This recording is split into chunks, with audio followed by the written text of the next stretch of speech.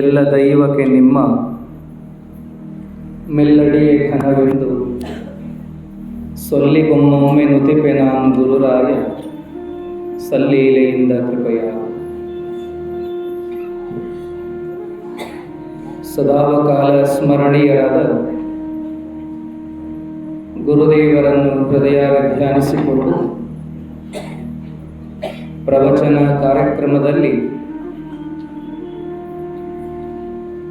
ಇಂದು ದಯಮಾಡಿಸಿ ತಮ್ಮ ಸಾನ್ನಿಧ್ಯವನ್ನು ಕರುಣಿಸಲಿರುವಂತಹ ಪೂಜನೀಯ ಚಿಕ್ಕೇನಕೊಪ್ಪದ ಚನ್ನವೀರ ಶರಣರ ಕರಸಂಜಾತರಾದ ಪೂಜ್ಯ ಶ್ರೀ ಶಿವಶಾಂತವೀರ ಶರಣರು ಸುಕ್ಷೇತ್ರ ಬಳಗಾನೂರಿನಿಂದ ದಯಮಾಡಿಸಿದ್ದಾರೆ. ಆ ಪೂಜ್ಯರ ಸನ್ನಿಧಾನಕ್ಕೂ ಕೂಡ ಶರಣಾರ್ಥಿಗಳನ್ನು ಸಲ್ಲಿಸಿ ಈ ಕಾರ್ಯಕ್ರಮದಲ್ಲಿ ಭಾಗಿಗಳಾದ ಎಲ್ಲ ಹಿರಿಯರೇ, ತಾಯಂದಿರೇ, ತಮ್ಮೆಲ್ಲರಿಗೂ ಶರಣಾರ್ಥಿಗಳು.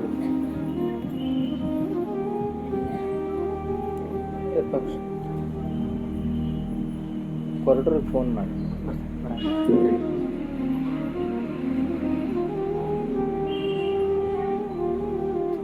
ಜ್ಞಾನ ಮೂಲ ಗುರು ಸೇವೆ ಎಂಬೆನು, ಐಶ್ವರ್ಯ ಮೂಲ ಲಿಂಗಾರ್ಚನೆ ಎಂಬೆನು,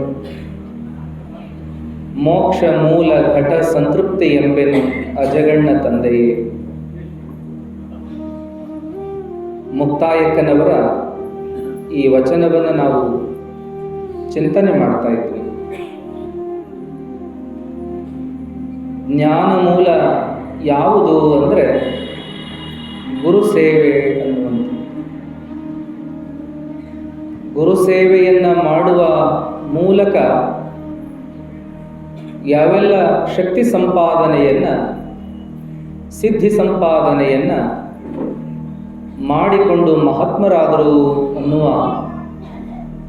ಅನೇಕ ಉದಾಹರಣೆಗಳನ್ನು ನಿನ್ನೆ ನೋಡ್ತಾ ಇದ್ವಿ.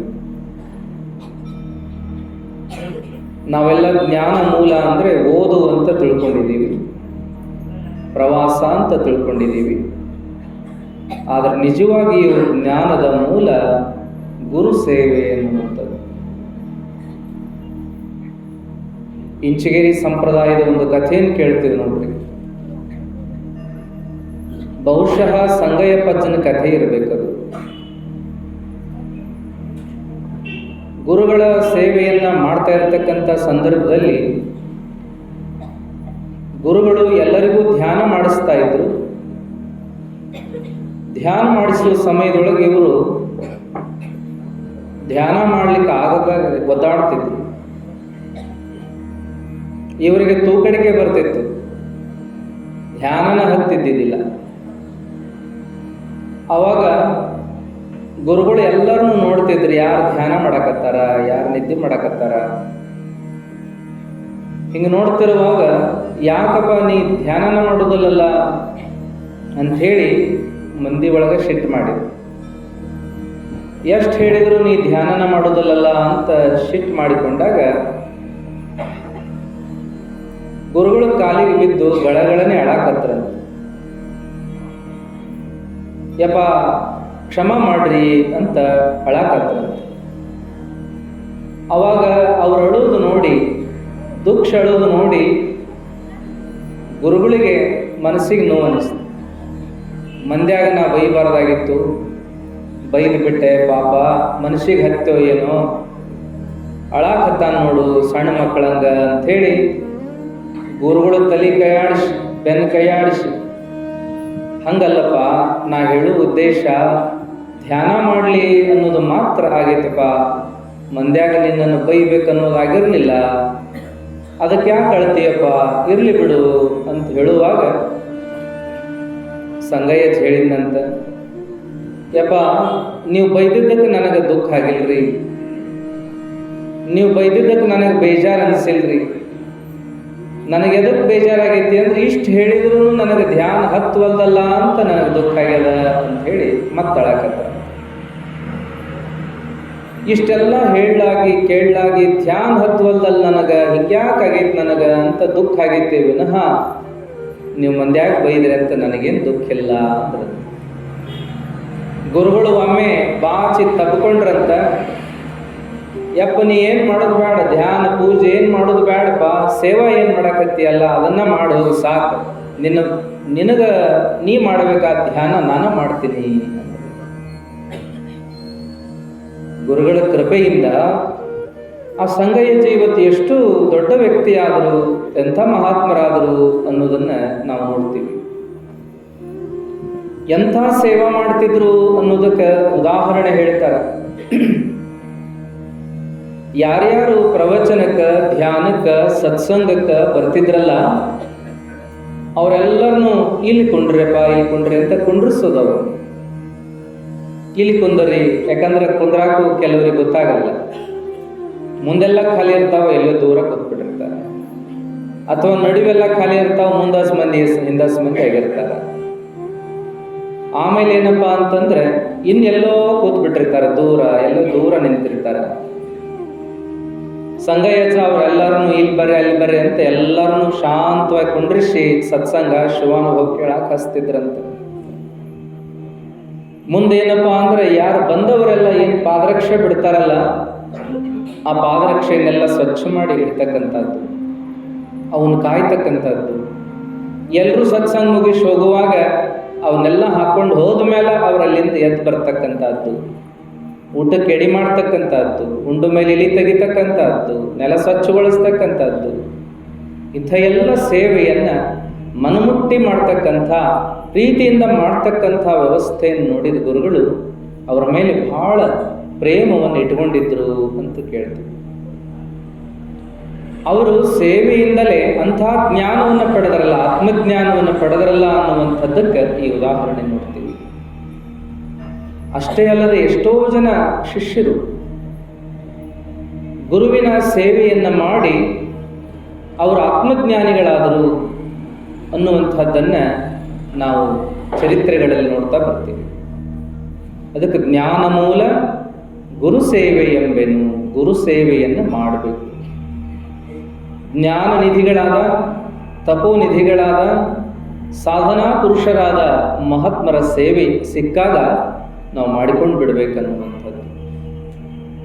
ಅವಕಾಶ ಯಾವಾಗಲೂ ಸಿಗಲ್ಲ, ಸಿಕ್ಕಾಗ ಅವುಗಳನ್ನು ಸದುಪಯೋಗ ಪಡಿಸ್ಕೊಳ್ಬೇಕನ್ನುವಂಥದ್ದು. ಮಾನವ ಜನ ಸಿಕ್ಕಾಗ ಇದರ ಸದುಪಯೋಗ ಮಾಡಿಕೊಳ್ಬೇಕು. ಗುರುಗಳು ಸಿಕ್ಕಾಗ ಸೇವೆ ಮಾಡಿ ಆ ಸಮಯವನ್ನು ಸದುಪಯೋಗ ಮಾಡಿಕೊಳ್ಬೇಕು. ಅಂಥ ಅನೇಕ ವಿಚಾರಗಳನ್ನು ನಿನ್ನೆ ಮೊನ್ನೆ ಸೇವಾ ವಿಷಯದಲ್ಲಿ ನೋಡ್ತಾ ಬಂದಿದ್ದೀವಿ. ನಂತರದಲ್ಲಿ ಎರಡನೇದಾಗಿ ನೋಡಬೇಕಾಗಿರುವಂತಹದ್ದು ಐಶ್ವರ್ಯ ಮೂಲ ಲಿಂಗಾರ್ಚನೆ ಎಂಬೆನು. ಐಶ್ವರ್ಯ ಮೂಲ ಲಿಂಗಾರ್ಚನೆ ನೋಡ್ರಿ, ಐಶ್ವರ್ಯ ಬೇಕು ಅಂದ್ರೆ ಏನ್ ಮಾಡ್ರಿ ಅಂತಾರ? ಲಿಂಗಾರ್ಚನೆ ಮಾಡ್ರಿ. ಲಿಂಗಾರ್ಚನೆ, ಲಿಂಗ ಪೂಜೆ, ದೇವ ಪೂಜೆ, ಶಿವ ಪೂಜೆ, ಪೂಜಾ ಮಾಡ್ರಿ ಅಂತ. ಪೂಜಾ ಮಾಡ್ರಿ ಅಂತಾರ ಅಂದ್ರೆ ಮತ್ತೆ ಹೆಂಗ್ರಿ? ಕಾಯಕವೇ ಕೈಲಾಸ ಅಂದಾರಲ್ಲ, ಮತ್ತೆ ಅದ ಹೆಂಗ? ಕಾಯಕ ಮಾಡಿದ್ರನ ಎಲ್ಲ ಆಕತ್ರಿಪ್ಪ, ಬೇಕಾದ್ದನ್ನು ಪಡ್ಕೊಳ್ಬಹುದು. ಮತ್ತು ಬರೀ ಪೂಜೆ ಮಾಡಿಕೊಂಡು ಏನನ್ನು ನಾವು ಪಡ್ಕೊಳ್ಳಿಕ್ಕೆ ಸಾಧ್ಯದ ಅನ್ನೋ ಪ್ರಶ್ನೆ ಬರ್ಬೋದು. ಆದ್ರೆ ಶರಣರು ಇಲ್ಲಿ ಹೆಂಗೆ ಹೇಳ್ತಾರ? ಐಶ್ವರ್ಯ ಮೂಲ ಲಿಂಗಾರ್ಚನೆ ಎಂಬೆನು. ಐಶ್ವರ್ಯ ಅಂದ್ರೆ ಏನು? ನಿಮ್ಮ ಪ್ರಕಾರ ಐಶ್ವರ್ಯ ಅಂದ್ರೆ ಬೆಳ್ಳಿ, ಬಂಗಾರ, ರೊಕ್ಕ, ರೂಪಾಯಿ, ವಜ್ರ, ಹವಳ, ಮುತ್ತು, ರತ್ನ, ಅಧಿಕಾರ, ಅಂತಸ್ತು, ಕೀರ್ತಿ, ವಾರ್ತೆ, ಏನೇನೋ ಇವೆಲ್ಲವುಗಳನ್ನು ಸೇರಿಸಿ ನಾವು ಐಶ್ವರ್ಯ ಅಂತೀವಿ. ಏನಪ್ಪ ಅವರು ಎಂಥ ಐಶ್ವರ್ಯವಂತರು ಅಂದ್ರೆ, ಯಾರ ಹತ್ರ ಇರಲಾರ್ದಷ್ಟು ಸಂಪತ್ತನ್ನು ಅವರು ಒಳಗೊಂಡಿದ್ರಂದ್ರೆ ನಾವೆಲ್ಲ ಅವ್ರನ್ನ ಐಶ್ವರ್ಯವಂತರು ಅಂತೀವಿ. ಐಶ್ವರ್ಯ ಅಂದ್ರೆ ಇವೆಲ್ಲ ನಿಮ್ಮ ದೃಷ್ಟಿ ಒಳಗೆ. ಆದ್ರೆ ಇವೆಲ್ಲ ಇದ್ದು ಯಾವ ಬೆಳ್ಳಿ, ಬಂಗಾರ, ರೊಕ್ಕ ರೂಪಾಯಿ, ಅಧಿಕಾರ ಅಂತಸ್ತು, ಕೀರ್ತಿ ವಾರ್ತೆ, ಪದ ಪ್ರತಿಷ್ಠೆ ಇವೆಲ್ಲ ಇದ್ದು ಪ್ರೀತಿ ಇಲ್ಲ, ಪ್ರೀತಿಸೋ ಜನ ಇಲ್ಲ. ಆಮೇಲೇನಪ್ಪ ಅಂತಂದ್ರೆ ಯಾವುದರ ಬಗ್ಗೆ ನಮಗೆ ಅಭಿಮಾನ ಇಲ್ಲ. ಹೌದಲ್ಲ? ಪ್ರೀತಿ ವಿಶ್ವಾಸಗಳಿಲ್ಲ, ಸ್ನೇಹ ಸೌಹಾರ್ದತೆಗಳಿಲ್ಲ, ಆತ್ಮೀಯತೆ ಇಲ್ಲ ಅಂದಾಗ ಇವೆಲ್ಲ ಏನು ಅನ್ನಿಸ್ತಾವ? ಅವಾಗ ಏನು ಮಾಡೋದು? ಇವೆಲ್ಲ ಇದ್ದರೆ ಏನು ಮಾಡೋದೈತಿ ಅನ್ನಿಸ್ತದೆ. ನೀವೆಲ್ಲ ಅನೇಕ ಘಟನೆ ಒಳಗೆ ಕೇಳ್ತಿರ್ತೀರಿ, ಎಲ್ಲ ಐತೋಪ, ಎದೆದಕ್ಕೂ ಕೊರತಿಲ್ಲ ಮನ್ಯಾಗ, ಎಲ್ಲ ಐತಿ, ಆದ್ರೆ ಉಣ್ಣಾಕ್ ಬಾಯಿಲ್ಲ, ಏನು ಮಾಡ್ತಿದ್ರಿ?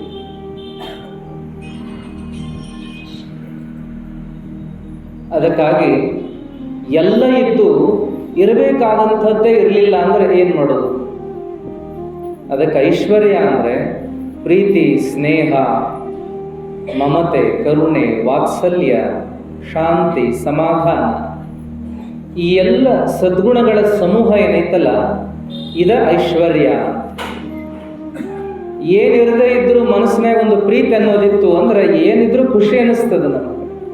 ಅದ ಹೇಳ್ತಾರಲ್ಲ, ಖುಷಿಯಾಗಿದ್ರೆ ರೊಟ್ಟಿ ಖಾರಾನು ಅಮೃತದಷ್ಟು ರುಚಿ ಕೊಡ್ತದ. ಅಜ್ಜವ್ರಿಗೆ ಕೇಳ್ತಿದ್ರಂತ ಬಂದು, ಮುಹೂರ್ತ ಅದು ಇದು ಅಂತ ಕೇಳ್ತಿದ್ರಿ, ಯಾವಾಗ ಮಾಡೋಣ್ರಿ ಅಜ್ಜಾರ, ಯಾವ ಮುಹೂರ್ತ ಚಲೋ ಅದಾವ ಹಂಗ ಹಿಂಗಂತ ಕೇಳುವಾಗ ಅಜ್ಜವ್ರು ಹೇಳ್ತಿದ್ರು, ಖುಷಿಯಾಗಿದ್ರಿ ಅಂದ್ರೆ, ಸಂತೋಷವಾಗಿದ್ರಿ ಅಂದ್ರೆ ಆ ಮುಹೂರ್ತ ಚಲೋ ಅಂತ ತಿಳ್ಕೊರಿ. ಮುಹೂರ್ತ ಚಲೋ ಇದ್ದ ನೀವೆಲ್ಲ ಜಗಳಾಡ್ಕೊಂತ ದುಃಖ ಮಾಡ್ಕೋತಿದ್ರಿ ಅಂದ್ರೆ ಅದು ಮುಹೂರ್ತ ಬರೋಬರಿ ಇಲ್ಲ ಅಂತ ತಿಳ್ಕೊರಿ. ಸಂತೋಷದಿಂದ ಯಾವ ಕೆಲಸವನ್ನಾದರೂ ಮಾಡ್ರಿ, ಯಾವಾಗಾದರೂ ಮಾಡ್ರಿ, ಅವು ಚಲೋ ಆಗುತ್ತಾವ. ದುಃಖದಿಂದ, ಬೇಜಾರದಿಂದ ಏನು ಕೆಲಸ ಮಾಡಕ್ ಹೋದ್ರು ಅವು ಚಲೋ ಆಗೋದಿಲ್ಲ. ಅದಕ್ಕೆ ಮುಹೂರ್ತ, ಚಲೋ ಮುಹೂರ್ತ ಅಂದ್ರೆ ಯಾವುದಂದ್ರೆ ಖುಷಿ ಖುಷಿಯಿಂದಿರದೇ ಚಲೋ ಮುಹೂರ್ತ, ಒಳ್ಳೆ ಮುಹೂರ್ತ. ಮತ್ತು ಕೆಲವರಿಗೆ ಹೇಳ್ತಿದ್ರಂತ, ಸೂರ್ಯೋದಯ ಇದಕ್ಕಿಂತ ಚಲೋ ಮುಹೂರ್ತ ಬೇಕ್ರಿ, ಸೂರ್ಯೋದಯಕ್ಕಿಂತ ಚಲೋ ಮುಹೂರ್ತ ಬೇಕೇನು, ಸೂರ್ಯೋದಯಕ್ಕೆ ಮಾಡ್ಕೊಳ್ರಪ್ಪ ನಿಮ್ಮ ಕೆಲಸ ಅಂತ ಹೇಳಿಬಿಡೋದು. ಅದಕ್ಕಾಗಿ ನಾವೆಲ್ಲ ಐಶ್ವರ್ಯ ಅಂದ್ರೆ ಏನಂತ ತಿಳ್ಕೊಬೇಕಂದ್ರೆ, ಎಲ್ಲವನ್ನ ಪ್ರೀತಿಸುವ, ಎಲ್ಲರನ್ನ ಪ್ರೀತಿಸುವ, ಎಲ್ಲರ ಜೊತೆಗೆ ಇರುವ, ಎಲ್ಲರನ್ನು ನಮ್ಮ ಜೊತೆಗೆ ಇರಿಸಿಕೊಳ್ಳುವ, ಎಲ್ಲರೊಳಗೆ ಒಂದಾಗುವ, ಮತ್ತು ಎಲ್ಲರೂ ನಮ್ಮ ಜೊತೆಗೆ ಒಂದಾಗಿ ಬದುಕುವಂಥ ಒಂದು ಒಳ್ಳೆ ಮನಸ್ಥಿತಿಯನ್ನು ನಾವು ಇಟ್ಕೊಳ್ಳುವಂಥದ್ದೇ ಐಶ್ವರ್ಯ ಅಂತೇಳಿ. ಜ್ಞಾನ ಮೂಲ ಗುರುಸೇವೆ ಎಂಬೆನು, ಐಶ್ವರ್ಯ ಮೂಲ ಲಿಂಗಾರ್ಚನೆ ಎಂಬೆನು.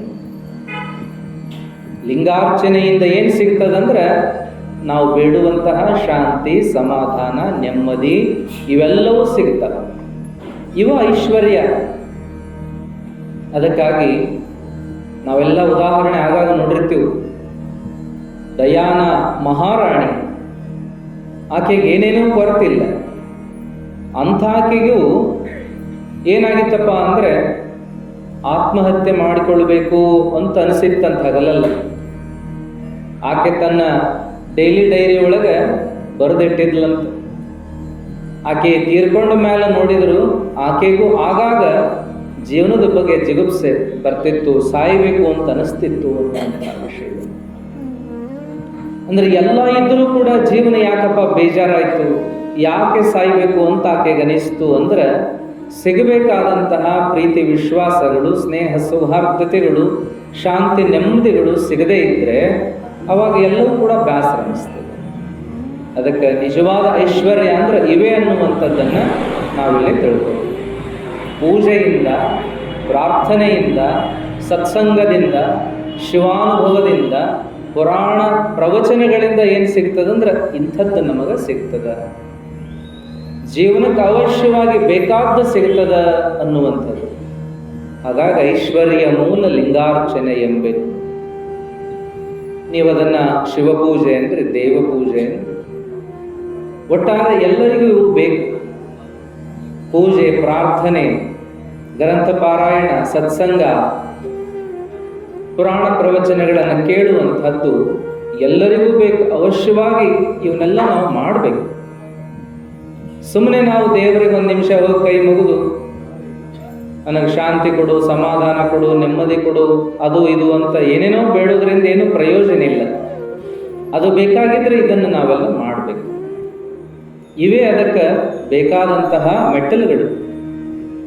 ಶಾಂತಿ ಸಮಾಧಾನಗಳಿಂದ ಬದುಕಲಿಕ್ಕೆ ಬೇಕಾಗಿರುವ ಮೆಟ್ಟಲುಗಳು ಯಾವಪ್ಪ ಅಂದರೆ, ಒಂದು ಪೂಜೆ, ಪ್ರಾರ್ಥನೆ, ಜಪ, ಧ್ಯಾನ, ಪುರಾಣ ಪ್ರವಚನಗಳ ಶ್ರವಣ ಅಂತ. ಇವನ್ನೆಲ್ಲ ಮಾಡ್ತಾ ಹೋಗೋದ್ರಿಂದ ನಮಗೆ ತಂತಾನೆ ನೆಮ್ಮದಿ ಸಮಾಧಾನ ಸಿಗ್ತದ.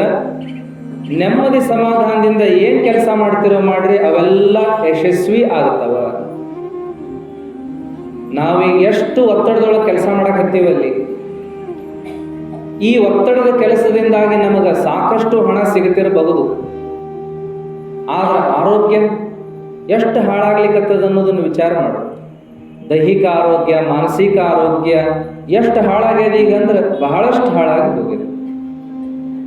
ಹಣ ಏನೋ ಸಂಗ್ರಹ ಆಗಕತ್ತದ, ಸಂಪತ್ತೇನೋ ಗಳಿಕೆ ಮಾಡಕತ್ತೀವಿ, ಬೇಕಾದಂಥ ವಸ್ತು ಒಡವೆ ಕೊಳ್ಳಾಕತ್ತೀವಿ, ಸಂಪದ್ಭರಿತ ಜೀವನ ಮಾಡಕತ್ತೀವಿ, ಆದ್ರೆ ಆರೋಗ್ಯನ ಕಳ್ಕೊಳಕತ್ತೀವಲ್ಲ, ನೆಮ್ಮದಿಯನ್ನು ಕಳ್ಕೊಳ್ಳಿಕತ್ತೀವಲ್ಲ. ಅದಕ್ಕಾಗಿ ಎಲ್ಲ ಮಾಡೋದೇ ಅದಕ್ಕಾಗಿ ಅಂದಮೇಲೆ ಅವನ್ನೇ ಕಳ್ಕೊಂಡು ಇನ್ನೇನು ಮಾಡೋದದ? ಅದಕ್ಕೆ ಅವಶ್ಯವಾಗಿ ಪೂಜೆ ಪ್ರಾರ್ಥನೆಗೆ ಟೈಮ್ ಕೊಡ್ಬೇಕು ನಾವು, ಜಪ ಧ್ಯಾನಕ್ಕೆ ಟೈಮ್ ಕೊಡ್ಬೇಕು ನಾವು, ಪುರಾಣ ಪ್ರವಚನ ಕೇಳೋದಕ್ಕೆ ಟೈಮ್ ಕೊಡ್ಬೇಕು ನಾವು. ಬೇಕಾದಂಥ ಶ್ರೀಮಂತರಿರುವಲ್ಬೇಕು, ಬೇಕಾದಂಥ ಜ್ಞಾನಿಗಳಿರುವಲ್ಬೇಕು, ಬೇಕಾದಂಥ ವಯಸ್ಸಿನವರಾಗಿರುವಲ್ಬೇಕ, ಎಲ್ಲರೂ ಕೂಡ ಇದನ್ನು ಅವಶ್ಯವಾಗಿ ಮಾಡಬೇಕು. ಸಿದ್ಧಾರೂಢರ ಪ್ರವಚನ ಕೇಳಲಿಕ್ಕೆ ರಾಜ ಮಹಾರಾಜರು, ರಾಣಿ ಮಹಾರಾಣಿಯರೆಲ್ಲ ಬಂದುಕೊಂಡಿರ್ತಿದ್ರಂತೆ, ಮತ್ತು ಸೇವಾ ಮಾಡ್ತಿದ್ರಂತೆ. ಮಠ ಕಟ್ಟುವ ಸಮಯದೊಳಗೆ, ದಾಸೋಹ ನಡೆಸೋ ಸಮಯದೊಳಗೆ, ಜಾತ್ರಾ ಸಮಯದೊಳಗೆ ಕೈಲಾದ ಸೇವೆಯನ್ನೆಲ್ಲ ಮಾಡೋರಂತ. ಅಯ್ಯೋ ನೋಡಲ್ಲೇ ರಾಣಿಯರಿತ ಎಲ್ಲ ಕೆಲಸ ಮಾಡತ್ತಾರ ಅಂತ ಎಲ್ಲರೂ ನಾ ಮುಂದೆ ಮುಂದೆ ಎಲ್ಲರೂ ಸೇವಾ ಮಾಡಕ್ ಹೋಗು. ಕವಿ ಶೆಟ್ಟಿ ಸರ್ ಒಂದು ಮಾತು ಹೇಳ್ತಿದ್ರು ಮೈ. ಒಂದು ಟೈಮ್ನೇ ನಾನು ನೋಡ್ತಿದ್ರಪ್ಪ, ಪ್ರವಚನ ಪುರಾಣ ಅಂತ ಕೇಳಕ್ ಹೋಗುವಾಗ ಅಗದಿ ಹೈ ಕ್ಲಾಸ್ ಜನನ ಹೆಚ್ಚು ಬರ್ತಿದ್ರು. ಅವಾಗ ಇನ್ನುಳಿದವರೆಲ್ಲ ಸಾಮಾನ್ಯ ವರ್ಗದವರೆಲ್ಲ ಕೂಡ್ತಿದ್ರು, ಸಿರಿವಂತಿಕೆ ಇರೋರೇ ಹೆಚ್ಚು ಬರ್ತಿದ್ರು. ಆದ್ರೆ ಈಗೇನಾಗಿದೆ ಅಂದ್ರೆ ಸಿರಿವಂತಿಕೆ ಮನೆಯಾಗಿಲ್ಲ, ಮನಸ್ಸಿನಾಗ ಹೊಕ್ಕಿರೋದ್ರಿಂದ ಅಂಥವ್ರು ಹೊರಗೆ ಹೆಜ್ಜೆ ಇಡುದಿಲ್ರಿ ಅಂತೇಳಿ ಖರೆ ಅದು. ಹಂಗಾಗಿ ನಿಜವಾದ ಸಿರಿವಂತಿಕೆ ಅದಲ್ಲ. ಶಾಂತಿ, ನೆಮ್ಮದಿ, ಸಮಾಧಾನದಿಂದ ಬದುಕುವ ಬದುಕೆ ಸಿರಿವಂತ ಬದುಕು ಅನ್ನೋದನ್ನು ನಾವೆಲ್ಲರೂ ತಿಳ್ಕೋಬೇಕು.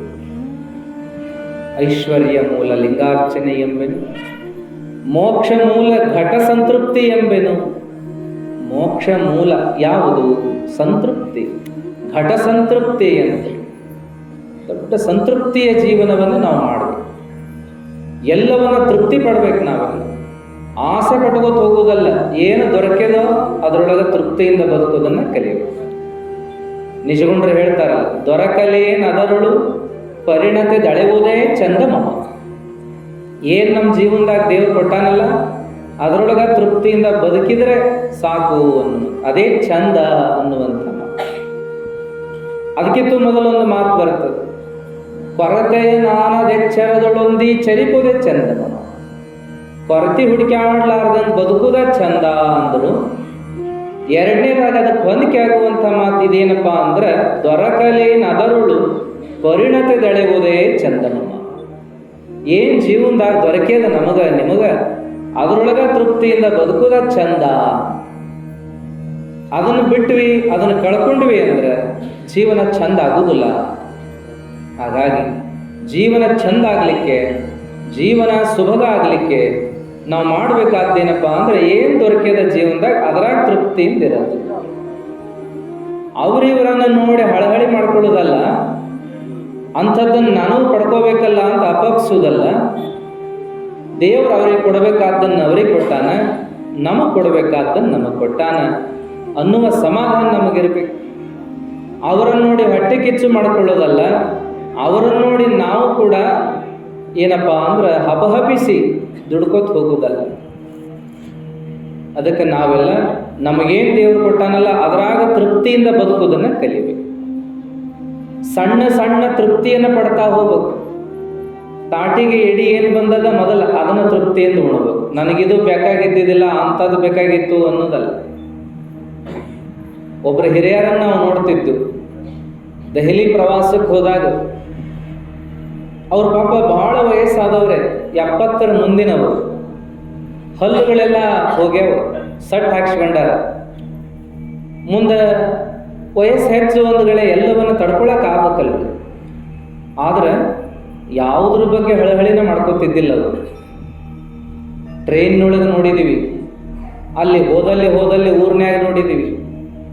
ಅಲ್ಲೆಲ್ಲ ವಾತಾವರಣ, ಹವಾಮಾನ, ನೀರು ನಿಡಿ, ಊಟ, ವ್ಯವಹಾರ ಎಲ್ಲ ಬದಲಿ.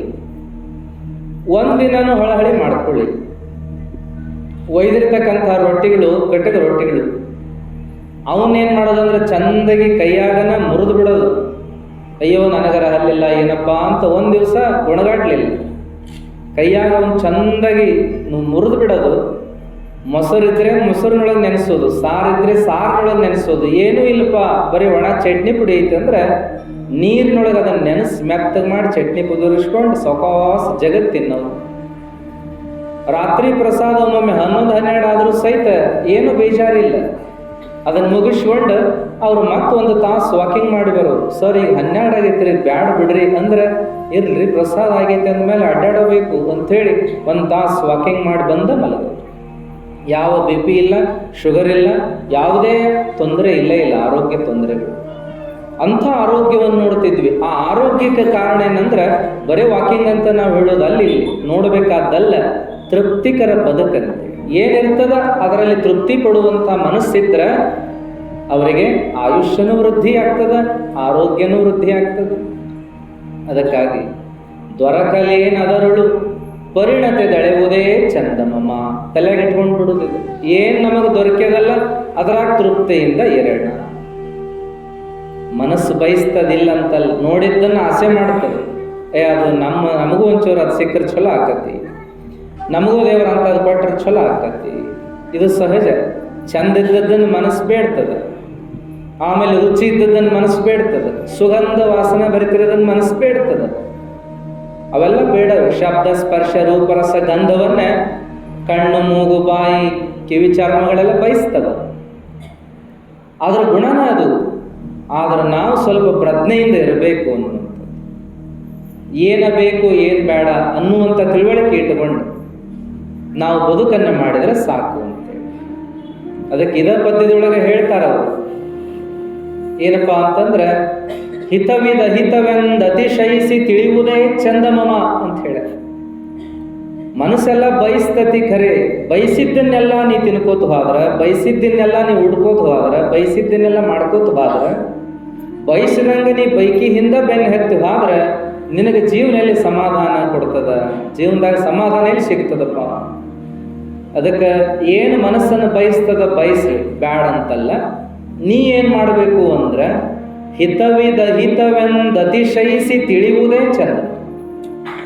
ಇದು ಹಿತ, ಇದು ಅಹಿತ, ಇದು ಚಲೋ, ಇದು ಕೆಟ್ಟ, ಇದು ಒಳ್ಳೆಯದು, ಇದು ಕೆಟ್ಟದ್ದು ಅನ್ನುವ ವಿಚಾರವನ್ನು ತಿಳಿದು ಅದನ್ನು ನೀನು ಸ್ವೀಕಾರ ಮಾಡು, ಅದನ್ನು ನೀನು ಪಡಿ ಅಂದಾಗ ಚಂದ ಅಂತ ಹೇಳಿ. ಇಂಥ ಅನೇಕ ಮಾತುಗಳನ್ನು ಕೇಳ್ಕೊತ ಹೋಗ್ತೀವಿ. ನಾವಿಲ್ಲಿ ನೋಡೋದೇನು ಅಂತಂದ್ರೆ, 3ನೆಯ ಮಾತು ಮೋಕ್ಷ ಮೂಲ ಘಟ ಸಂತೃಪ್ತಿ ಎಂಬೆನು. ಮೋಕ್ಷದ ಮೂಲ ಯಾವುದು ಅಂದರೆ ಘಟ ಸಂತೃಪ್ತಿ, ತೃಪ್ತಿಯನ್ನು ಪಡೋದು. ಘಟ ಸಂತೃಪ್ತಿ ಆಮೇಲೆ ಇರಲಿ. ಘಟ ಅಂದರೆ ಶರೀರ, ತೃಪ್ತಿಯಿಂದ ಶಾರೀರಿಕವಾಗಿ ತೃಪ್ತಿಯಿಂದಿರೋದು, ಮಾನಸಿಕವಾಗಿ ತೃಪ್ತಿಯಿಂದಿರೋದು ಅಂತ ಸಾಮಾನ್ಯ ಅರ್ಥ ನೋಡು. ಇದನ್ನು ಬಿಟ್ಟರೆ ಇನ್ನೊಂದೇನಂದ್ರೆ ಘಟ ಸಂತೃಪ್ತಿ ಅಂದ್ರೆ ಸಂತೃಪ್ತಿಗಿಂತಲೂ ಮಿಗಿಲಾದದ್ದು ಪರಮ ತೃಪ್ತಿ ಅಂತ ಇಟ್ಕೊಳ್ಳೋದು. ಪರಮ ತೃಪ್ತಿ ಅಂದ್ರೆ ನಾವ ದೇವರಾಗೋದು, ದೇವರನ್ನು ನಾವು ಕೂಡೋದು, ನಾವ ದೇವರಾಗೋದು ಪರಮ ತೃಪ್ತಿ. ಆದರೆ ಪರಮ ತೃಪ್ತಿ ಸಿಗಬೇಕಾದ್ರೆ ಮೊದಲು ನಾವು ಸಣ್ಣ ಸಣ್ಣ ತೃಪ್ತಿಯನ್ನು ಪಡ್ಬೇಕಲ್ಲ ಜೀವನದಾಗ. ಏನು ಸಿಕ್ಕದ ಅದರೊಳಗೆ ತೃಪ್ತಿ. ಏನು ಉಣ್ಣಾಕತ್ತೀವಿ ಅದರಾಗ ತೃಪ್ತಿ, ಏನು ಉಡಾಕತ್ತೀವಿ ಅದರಾಗ ತೃಪ್ತಿ, ಏನು ದುಡಿಯಾಕತ್ತೀವಿ ಅದರಾಗ ತೃಪ್ತಿ, ಏನು ಗಳಿಕೆ ಮಾಡಾಕತ್ತೀವಿ ಅದರಾಗ ತೃಪ್ತಿ. ಯಾರ್ಯಾರು ನಮ್ಮ ಸಗೆ ಸಂಬಂಧಿಗಳ ಅವ್ರ ಜೋಡಿ ತೃಪ್ತಿ, ಯಾರು ಸ್ನೇಹಿತರದಲ್ಲ ಅವ್ರ ಜೋಡಿ ತೃಪ್ತಿಯಿಂದಿರೋದು, ಯಾವ ಅಧಿಕಾರ ಅಂತಸ್ತನ್ನು ದೇವರು ಕೊಟ್ಟ ಅದರಾಗ ತೃಪ್ತಿಯಿಂದಿರೋದು. ಹಾಗಾಗಿ ಇಂಥ ಸಣ್ಣ ಸಣ್ಣ ತೃಪ್ತಿಯನ್ನು ಪಟ್ಕೋತ ಹೋಗುವುದನ್ನು ನಾವು ಕಳ್ಕೋಬಾರ್ದು. ನಾವು ಸಣ್ಣ ಸಣ್ಣ ತೃಪ್ತಿ ಪಡೋದೇ ಇಲ್ಲ. ಯಾಕಂದ್ರೆ ಬಯಕೆನ ಭಾಳ ಆಗ್ಯಾವ. ಬಯಕೆಯಿಂದ ನಾವು ಬೆನ್ನು ಹತ್ಕೋತ ಹೊಂಟೀವಿ. ಏನು ನಮಗೆ ದೊರಕ್ಯದ ಅದನ್ನು ನೋಡುವಂಥ ವ್ಯವಧಾನ ಇಲ್ಲ. ಏನು ದೊರಕ್ಯದ ಅನ್ನೋದನ್ನು ನೋಡ್ಕೊಳ್ಳುವಷ್ಟು ವ್ಯವಧಾನ ಇಲ್ಲ. ಮುಂದೆ ಇನ್ನೊಬ್ಬರದನ್ನು ನಾವು ನೋಡುವುದನ್ನು ಬಿಡ್ತಾ ಇಲ್ಲ. ಅಂದಾಗ ಸಮಾಧಾನ ಎಲ್ಲಿ ಸಿಗಬೇಕು? ತೃಪ್ತಿಯಲ್ಲಿ ಆಗ್ಬೇಕು. ನಮಗೆ ತೃಪ್ತಿ ಆಗ್ಬೇಕಂದ್ರೆ ನಮ್ಮನ್ನು ನಾವು ನೋಡ್ಕೊಂಡು ಜೀವನ ಮಾಡಬೇಕು. ಒಬ್ರು ಹೇಳ್ತಾರೆ, ಎಲ್ಲರೂ ಅವರವ್ರ ಜೀವನ ಅವ್ರು ನೋಡ್ಕೊಂಡು ಮಾಡಿದರೆ ಎಲ್ಲರೂ ಸಮಾಧಾನದಿಂದ ಇರ್ತಾರೆ. ಸಮಾಧಾನ ಎಲ್ಲಿ ಕೆಡಿಸ್ಕೊಳಕತ್ತಾರ ಅಂದ್ರೆ ಮತ್ತೊಬ್ಬರನ್ನ ನೋಡಿ ಜೀವನ ಮಾಡಾಕತ್ತದ್ರಿಂದ ಸಮಾಧಾನವನ್ನು ಕೆಡಿಸ್ಕೊಳಕತ್ತಾರ. ಹಾಗಾದ್ರೆ ಸಮಾಧಾನ ಎಲ್ಲೈತಿ? ನಮ್ಮನ್ನು ನಾವು ನೋಡ್ಕೊಂಡು ಜೀವನ ಮಾಡೋದ್ರೊಳಗೆ ಐತಿ. ತೃಪ್ತಿ ಎಲ್ಲೈತಿ? ನಮಗೇನು ಸಿಕ್ಕದ ದೇವ್ರು ಕೊಟ್ಟಾನ ಅದರೊಳಗೆ ತೃಪ್ತಿಯಿಂದ, ಅದರೊಳಗೆ ಆನಂದದಿಂದ ಇರುವುದೇ ತೃಪ್ತಿ ಅಂತ. ಅದಕ್ಕಾಗಿ ಇಂಥ ವಿಚಾರಗಳನ್ನು ಮುಕ್ತಾಯಕ್ಕೆ ಹೇಳಿಕೋತ ತಮ್ಮ ಅಣ್ಣ ಅಜಗಣ್ಣನನ್ನು ನೆನೆಸ್ಕೋತಾಳ.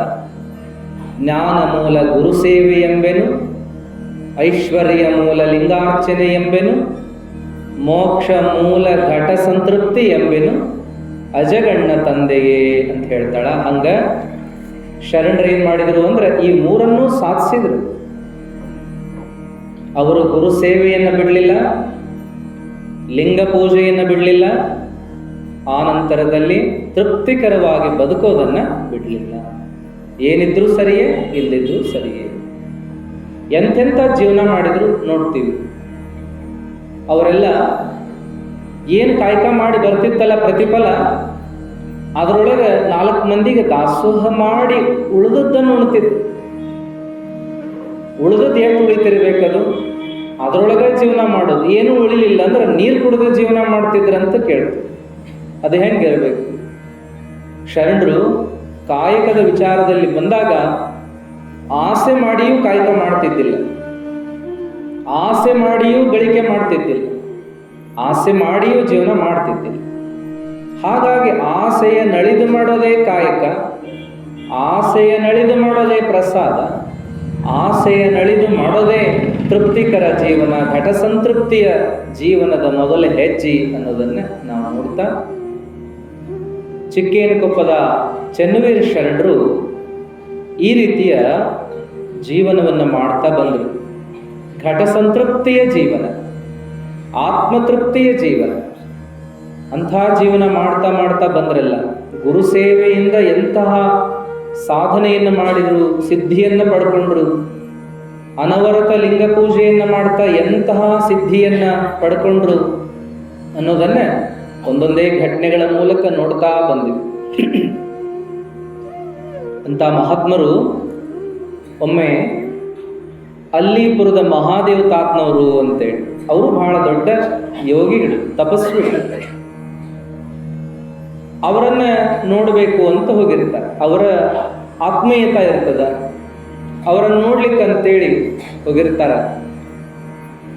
ಶರಣರು ಅವರನ್ನು ನೋಡಿ ಮಾತನಾಡಿ ಎಲ್ಲ ಆದ್ಮೇಲೆ ಅಲ್ಲಿ ವಾಸ್ತವ್ಯ ಇರ್ತದ.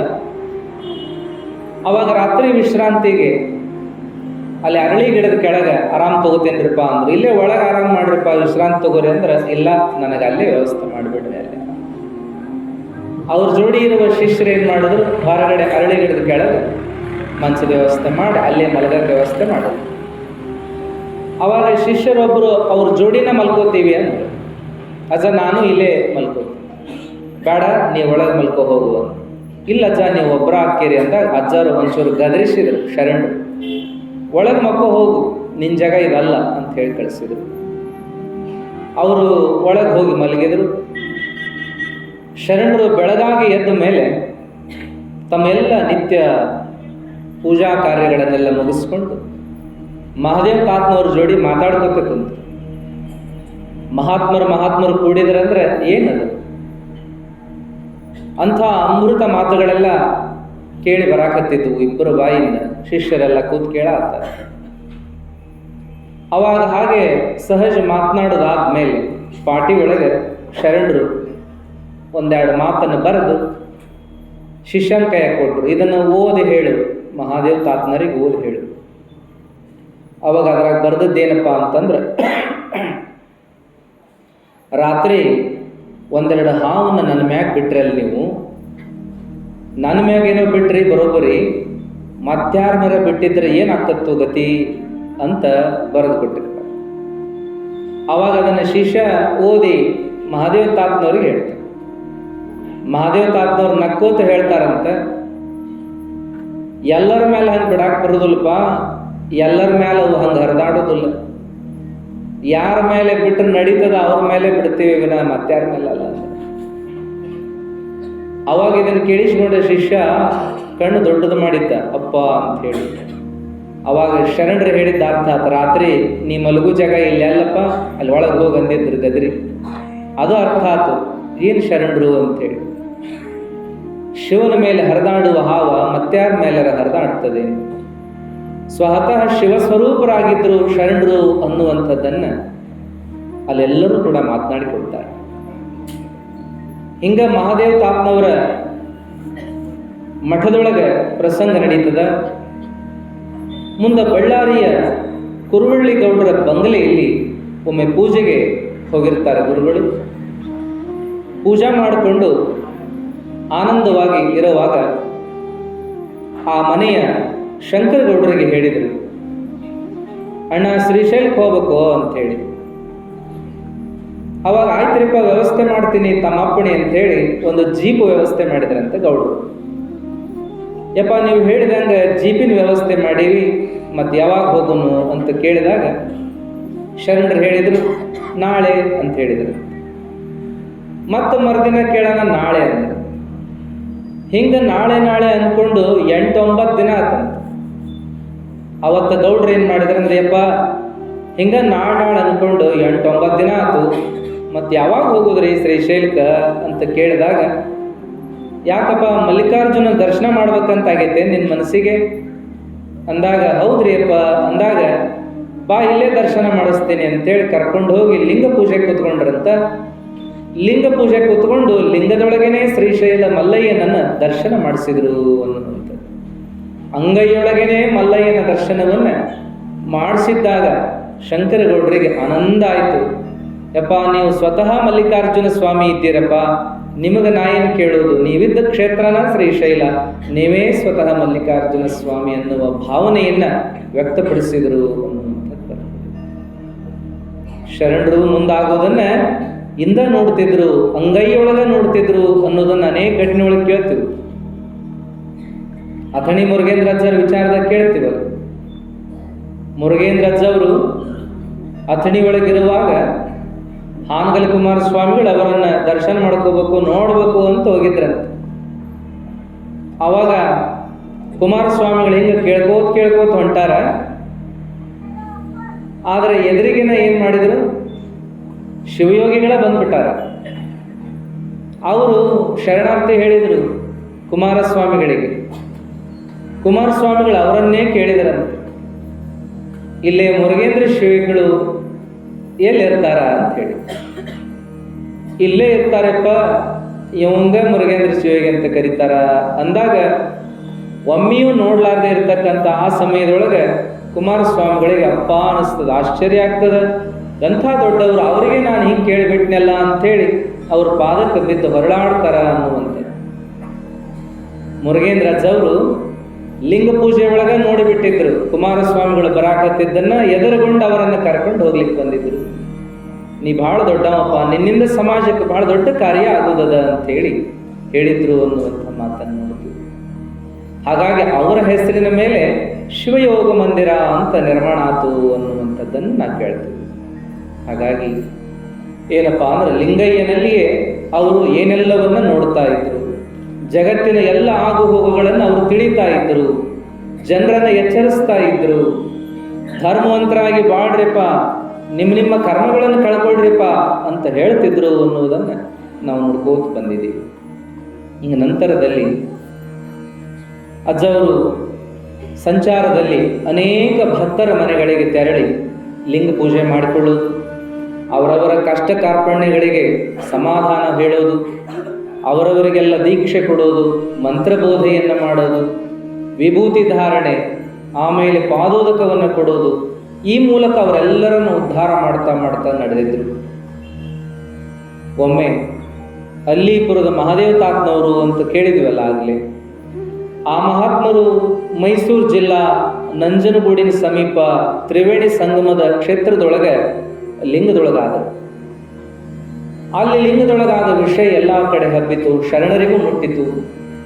ಅವಾಗ ಶರಣರು, ನನಗೆ ಅಲ್ಲಿಗೆ ಹೋಗ್ಲಿಕ್ಕೆ ಆಗೋದಿಲ್ಲಪ್ಪ, ಹಾಗಾಗಿ ನೀವು ಹೋಗಿ ಈ ವಿಭೂತಿ ಗಟ್ಟಿನ ಮುಟ್ಟಿಸಿ ಬರ್ರಿ ಅಂಥೇಳಿ 2 ವಿಭೂತಿ ಗಟ್ಟಿಯನ್ನು ಕೊಟ್ಟು ಕಳಿಸಿದ್ರಂತೆ. 2 ವಿಭೂತಿ ಗಟ್ಟಿಯನ್ನು ಕಪಗಲ್ ಪಟ್ಟದೇವರ ಕಡೆ ಕೊಟ್ರಂತೆ. ಇದನ್ನು ಒಯ್ದು ನೀವು ಮುಟ್ಟಿಸಿ ಬರ್ರಿಪ್ಪ, ಅಂತಿಮ ಸಂಸ್ಕಾರದೊಳಗೆ ಹೋಗ್ರಿ ಅಂತ ಕಳಿಸಿದ್ರು. ಇವರು ಇಲ್ಲಿಂದ ಅಲ್ಲಿಯವರೆಗೂ ಹೋಗೋದ್ರೊಳಗಾಗಿ ಏನಾಗಿತ್ತು ಅಂದರೆ, ಆಗಲೇ ವಿಧಿವಿಧಾನಗಳನ್ನು ನಡೆದದ್ದು, ಅವರನ್ನು ಕೆಳಗಡೆ ಕೂಡಿಸಿದಾರ, ಇನ್ನೇನು ಎಲ್ಲ ಮುಗಿಯಾಕೆ ಬರ್ತಾ ಇತ್ತು. ಅವಾಗ ಇವರು ಪಟ್ಟದೇವರೇನು ಹೋಗಿದ್ರು, ನಿಲ್ರಿ, ಚಿಕೇನ್ಕೊಪ್ಪದ ಶರಣರು 2 ವಿಭೂತಿ ಗಟ್ಟಿ ಕೊಟ್ಟು ಕಳಿಸ್ಯಾರ, ತಾತನವ್ರ ಕೈಯಾಗ ಕೊಡು ಅಂತ ಹೇಳ್ಯಾರ, ತಾತನವ್ರಿಗೆ ಮುಟ್ಟಿಸ್ ಅಂತ ಹೇಳ್ಯಾರ ಅಂದಾಗ ಎಲ್ಲರೂ ನಿಂತು ನೋಡ್ಲಿಕ್ಕತ್ತಿದ್ರು. ಪಟ್ಟದೇವರು ಬಂದವರ ವಿಭೂತಿಯನ್ನು ಹಿಂಗೆ ಮುಂದೆ ಹಿಡಿದಾಗ ಏನು ಮಹಾದೇವ ತಾತನವ್ರನ್ನ ಕುಂಡ್ರಿಸಿದ್ರಲ್ಲ, ಅವರ 2 ಕೈಗಳು ಮೇಲೆ ಬಂದುವಂತ. ಆ ಕೈಯೊಳಗೆ ವಿಭೂತಿ ಇಡೋಣ, ವಿಭೂತಿ ತಗೊಂಡು ಮತ್ತೆ ಕೈ ಯಥಾಸ್ಥಿತಿ ಕೂತ್ಕೊಂಡು ಅಂತ. ನೋಡಿದವರಿಗೆಲ್ಲ ಆಶ್ಚರ್ಯ ಆಯ್ತು, ಏನಿದು ಅವರ ಇವರ ಸಂಬಂಧ ಎಂಥದ್ದು, ಚಿಕೇನ್ಕೊಪ್ಪದ ಚನ್ನವೀರ ಶರಣರ ಅಲ್ಲೀಪುರದ ಮಹಾದೇವ ತಾತನವರ ಏನು ಆತ್ಮೀಯತಾ, ಎಂಥ ಆಧ್ಯಾತ್ಮಿಕ ಸಂಬಂಧ ನೋಡು ಅಂಥೇಳಿ ನೆರೆದವರೆಲ್ಲ ಕೈ ಮುಗಿದು ಆನಂದಪಟ್ಟರು ಅನ್ನುವಂಥದ್ದನ್ನು ನಾವು ನೋಡ್ತೀವಿ. ಹೀಗೆ ಶರಣರು ತಮ್ಮ ಲೀಲೆಗಳನ್ನು ಎಲ್ಲ ಕಡೆ ತೋರ್ತಾ ಸಂಚಾರ ಮಾಡ್ತಾ ಇದ್ರು. ಅಂಥ ಸಮಯದಲ್ಲಿ ಅಲ್ಲೀಪುರ ತಾತನವರು ಜೀವಂತವಿದ್ದಾಗಲೇ ಶರಣರನ್ನು ಕರೆದು ಈ ಮಠದ ಜವಾಬ್ದಾರಿಯನ್ನು ನೀವು ವಹಿಸ್ಕೊಪ್ಪ ಅಂತ ಕೇಳಿದ್ರ. ತಮ್ಮ ಮಠದ ಜವಾಬ್ದಾರಿಯನ್ನು ಚಿಕೇನ್ಕೊಪ್ಪದ ಶರಣರಿಗೆ ವಹಿಸ್ಕೊಳ್ಳಿಕ್ಕೆ ಕೇಳ್ಕೊಂಡಾಗ ಶರಣರು, ಬೇಡಪ್ಪ, 1 ಉಡ್ದಾರ ಕಟ್ಟಿನಿ ಸಾಕು, ಇನ್ನೊಂದರ ವಜ್ಜಿ ಬ್ಯಾಡ, ನನಗೆ ಇನ್ನೊಂದರ ಆಶೆ ಇಲ್ಲ, ನನಗೆ ಬೇಡ, ಇದ್ರಾಗ ನಾನು ಜೀವನ ಮಾಡ್ತೀನಿ, ನನಗೆ ಆನಂದದ ಅಂತ ಹೇಳಿ ನಯವಾಗಿ ಅದನ್ನು ತ್ಯಾಗ ಮಾಡಿದ್ರಂತೆ. ಆವಾಗ ಮಹಾದೇವ ತಾತನವರು ಎಲ್ಲ ಭಕ್ತರಿಗೆ ಹೇಳಿದ್ರಂತ, ನೋಡ್ರಪ್ಪ, ಚಿಕೇನ್ಕೊಪ್ಪ ಶರಣರನ್ನ ಈ ಜಗತ್ತಿನಾಗ ಎಲ್ಲಿ ಹುಡುಕಿದ್ರು ಇಂಥವ್ರನ್ನ ನೋಡಕ್ಕೆ ಸಾಧ್ಯ ಆಗೋದಿಲ್ಲ, ಇಡೀ ಜಗತ್ತಿನಾಗ ಅಪರೂಪದವರು ಅಂದರೆ ಚಿಕೇನ್ಕೊಪ್ಪದ ಶರಣರು ಅನ್ನುವಂಥ ಮಾತನ್ನು ಅವರು ಹೇಳ್ತಾರೆ. ಇಂಥ ಸರಳ ವ್ಯಕ್ತಿತ್ವದ, ತ್ಯಾಗಮಯ ಜೀವನದ ಸಾಧನಾ ಪುರುಷ, ಸಿದ್ಧಿ ಪುರುಷರನ್ನು ನಾವೆಲ್ಲ ಈ ವರ್ಷದ ಪುರಾಣಕ್ಕೆ ಚಿಂತನೆಗಾಗಿ ಇಟ್ಕೊಂಡಿದ್ದೇವೆ. ಅವರ ವಿಚಾರಗಳನ್ನು, ಅವರ ಪವಾಡಗಳನ್ನು ನಾವೆಲ್ಲ ನಿತ್ಯ ಕೇಳ್ತಾ ಬರ್ತಾ ಇದ್ದೀವಿ.